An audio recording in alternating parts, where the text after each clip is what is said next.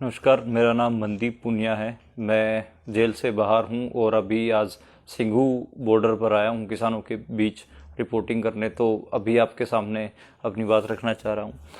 मैं अपनी बात शुरू करूंगा जो 30 तारीख को जो घटना हुई उससे। मुझे पुलिस ने उठाया, मेरे साथ मारपीट की और उसके बाद मुझे तिहाड़ जेल में भेज दिया और मेरे ऊपर कई केस लगा दिए।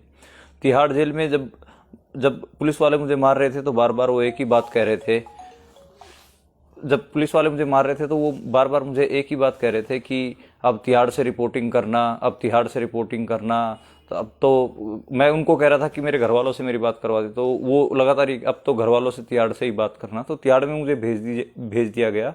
वहां मैं जाता हूँ तो मैं देखता हूँ कि जो किसान थे, किसान भी वहां पर बहुत सारे बंद थे। मुझे जिस बैरक में रखा गया, जिस चक्की में रखा गया, वहां भी किसान ही थे।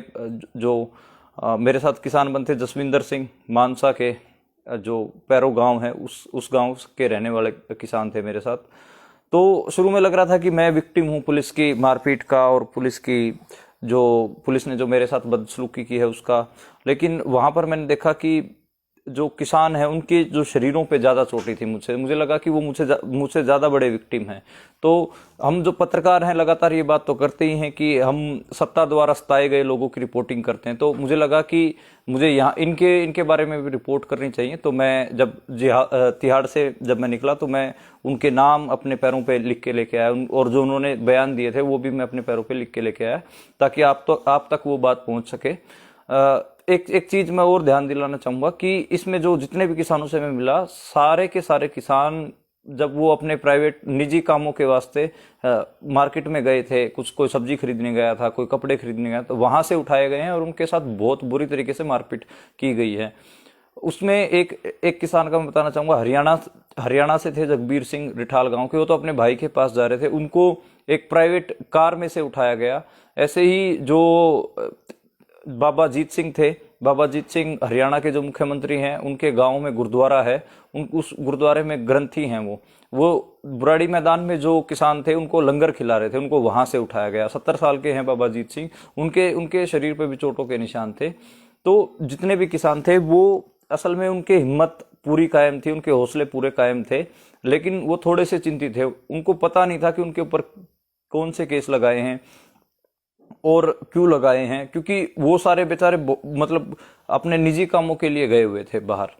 तो एक ये था। दूसरा मैं ये कहना चाहूंगा कि जो मेरे ऊपर जो हमला हुआ जो हुआ वो इस वजह से हुआ क्योंकि जो रिपोर्टिंग कर रहा की थी मैंने एक दिन पहले, जिसमें मैंने बताया था कि जो बीजेपी के जो कार्यकर्ता थे उन्होंने किसानों के ऊपर पत्थर चलाए और पुलिस ने कैसे उनका साथ दिया, उस रिपोर्ट की वजह से पुलिस ने मुझे टारगेट किया।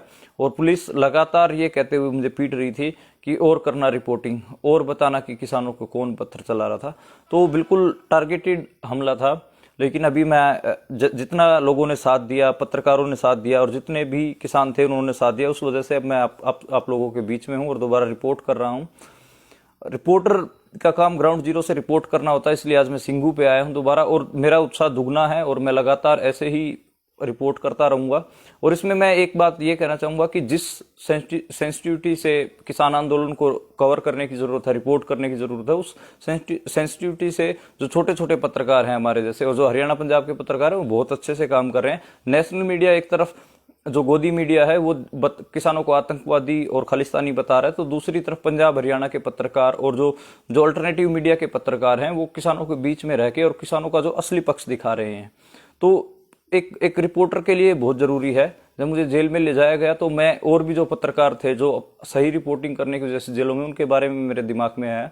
और जो हाथरस केस में जो रिपोर्टिंग करने गए थे कप्पन सिद्दीकी साहब, उनको गिरफ्तार कर लिया गया था, उनके बारे में भी मेरे दिमाग में आया। 4 महीने से वो जेल में हैं। तो जितने भी पत्रकार हैं और जितने भी एक्टिविस्ट हैं जो जेलों में बंद हैं उनको रिहा किया जाना चाहिए। इसी संयुक्त किसान मोर्चे के स्टेज के पास से ही 2 जो मजदूर कार्यकर्ता थे जो इस किसान आंदोलन में शरीक थे, शामिल थे, उनको भी उठाया गया, शिव कुमार और नवदीप कौर।